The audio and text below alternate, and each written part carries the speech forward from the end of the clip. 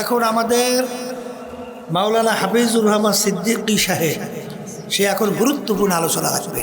বলেন আলহামদুলিল্লাহ। আলহামদুলিল্লাহ। আসেন, আকাশের অবস্থা ভালো না তো?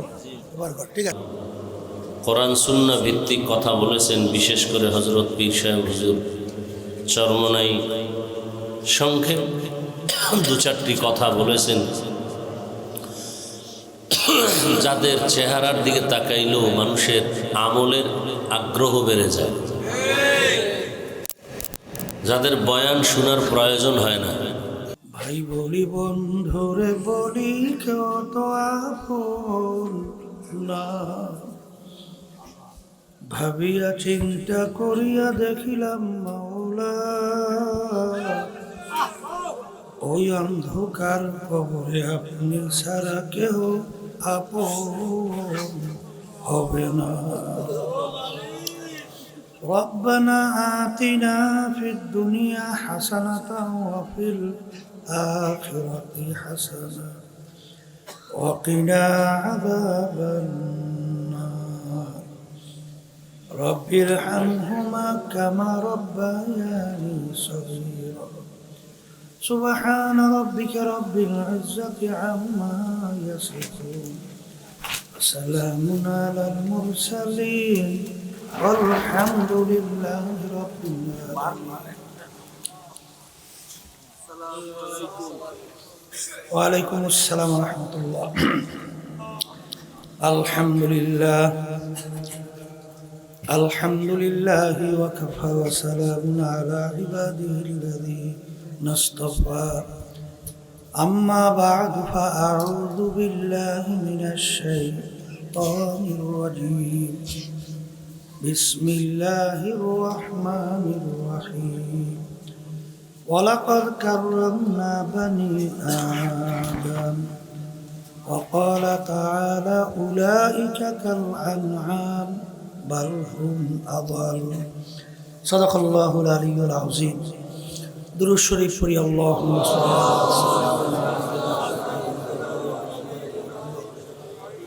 صلى الله عليه وعلى آله শুকরিয়া তার সবাই বলি আলহামদুলিল্লাহ। এই মজলিসটাকে আল্লাহ রাসূল সাল্লাল্লাহু আলাইহি ওয়াসাল্লাম বলছেন বেহেশতের একটা বাগান। কিয়ামতের ময়দানে আল্লাহ রাব্বুল আলামিন বান্দা বান্দীকে মাফ করার জন্য ওসিলা তালাশ করবে। যাদের নিয়ত সহি,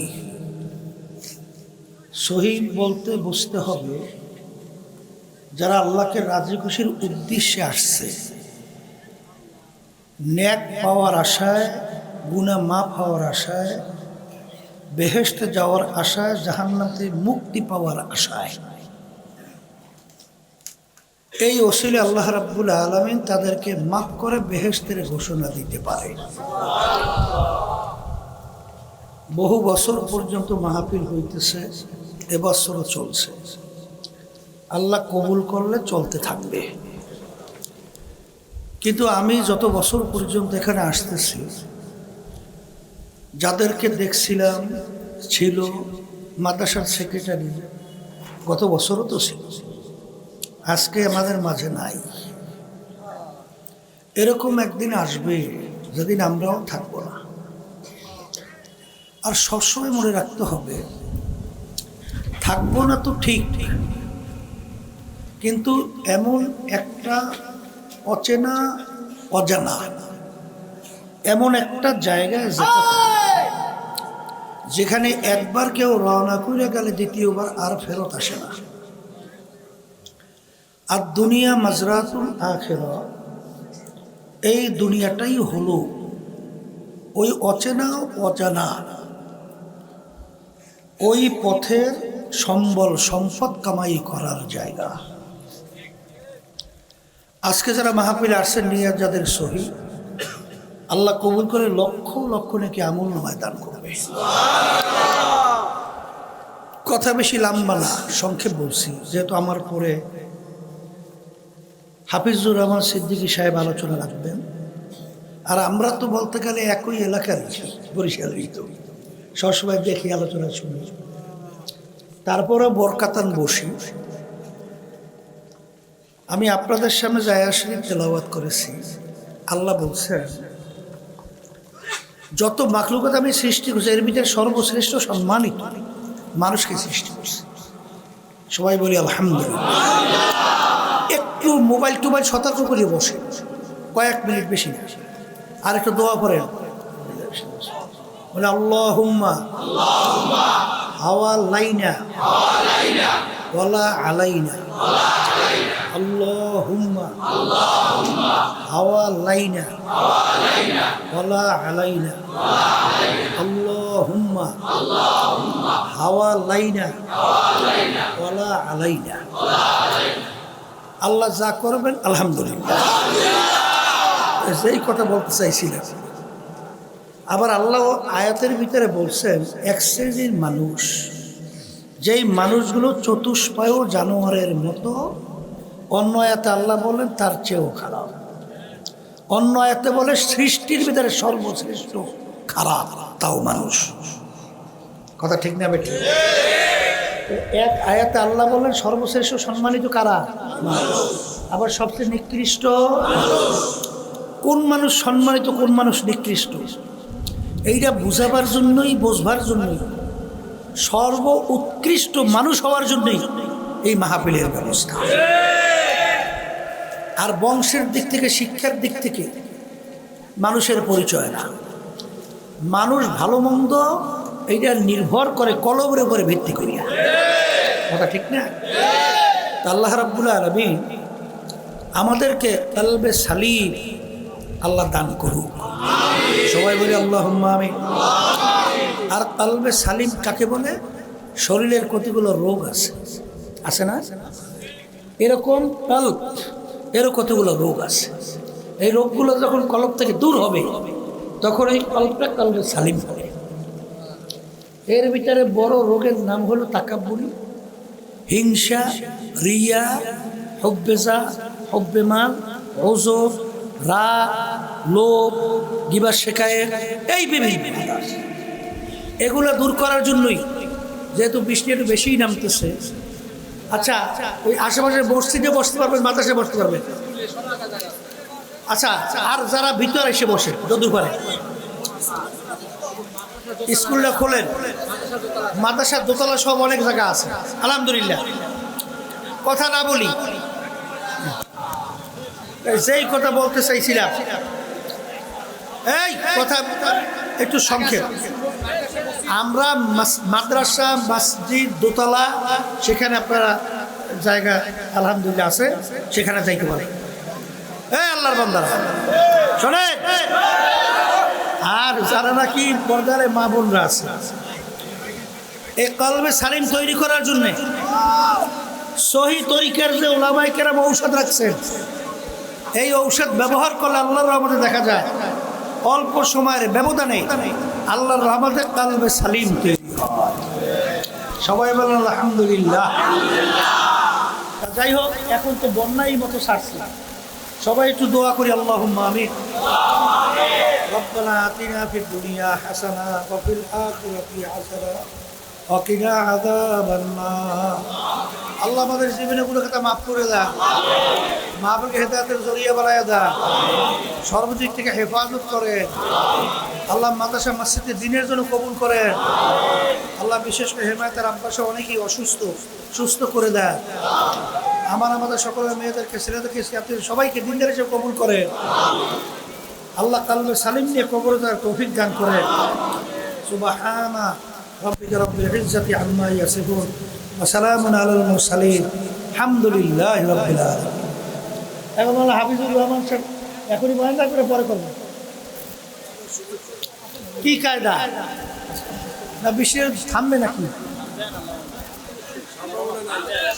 আল্লাহ রহমতে এখন বর্ষার সিজন তো, কোন সময় কি আল্লাহ, এর ভিতরে আল্লাহ বরকত দিতে পারে। ওয়াইজিনের হাতে কিন্তু হেদায়েত না, হেদায়েত আল্লাহর হাতে। এই হুজুর আসতেছে, একটু সবাই আমরা আশেপাশে তো আমরা আলহামদুলিল্লাহ আমরা আছি তো, বৃষ্টি আল্লাহর রহমতে একটু কমতেছে। আল্লাহর রহমতে আবহাওয়া আল্লাহ ভালো করে দিতে পারে। যাক শুক্রিয়া। তা যাই হোক,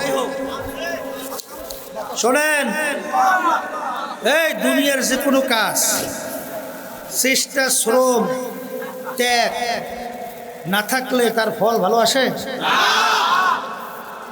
একটা কথা মনে রাখতে হবে, শোনেন, দুনিয়ার সরকারের নিয়ম নাই। দেখবেন মানুষগুলোকে দুইটা ভাগে ভাগ করে না।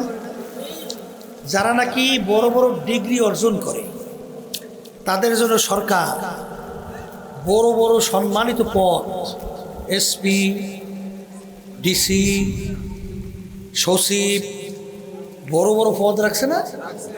আবার তাদের জন্য ডিসির বাংলো, এসপির বাংলো, বলে কি বলে না। কিন্তু এই ডিসি এসপি হওয়ার জন্য কত একটা আছে গ্রাম্য, পড়তে পড়তে মাথার চুল ফরা লাগছে, অনেক রাত্র ঘুম নষ্ট করা লাগছে, অনেক শ্রম দেওয়া লাগছে, এরপরে ওই সম্মানিত পদ অর্জন করতে হয়েছে। আর যদি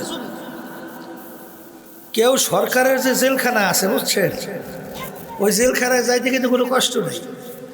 আমরা সুন্দর মতো একটা রড লইয়ে, রড 500টা রডই লইছে, কয়শোটা, এই আসতে যাই একটা ঠিক মাথা সই করিয়া মাঝখানে একটা জোরে বাড়ি মারছে আরেক জোড়ার মাথার উপরে, মাথা ফাইটটা তো 2 ভাগ হয়ে গেছে।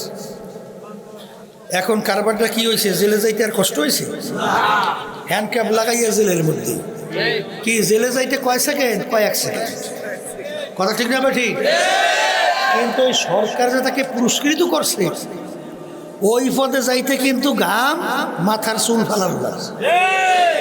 তা আপনি বেহেশতে যাইবেন আর আপনি শুয়ে শুয়ে নাকে তৈল দিয়ে ঘুমাইবেন, আর বেহেশতে যাবেন শিখাইছে কে?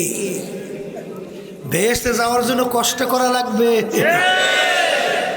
আর জাহান্নামে যাওয়ার জন্য কোনো কষ্ট লাগে না। কি লাগে না? একবারে দেখবেন হজর সময় শীতের রাত্রে নাকের ভিতরে তৈল দিয়ে খালি ঘুমাইবেন, নামাজ নাই, রোজা নাই, পর্দা নাই, হারাম নাই, হালাল নাই, চিত্ত বিনোদন যা মনে চায় তা করছে। কষ্ট করা লাগছে? ওই যেমন খুশি তেমন সাইজা আমরা দুনিয়া আরামায়েশ করিয়া চলছে, জাহান্নামে যাইতে কষ্ট লাগে না।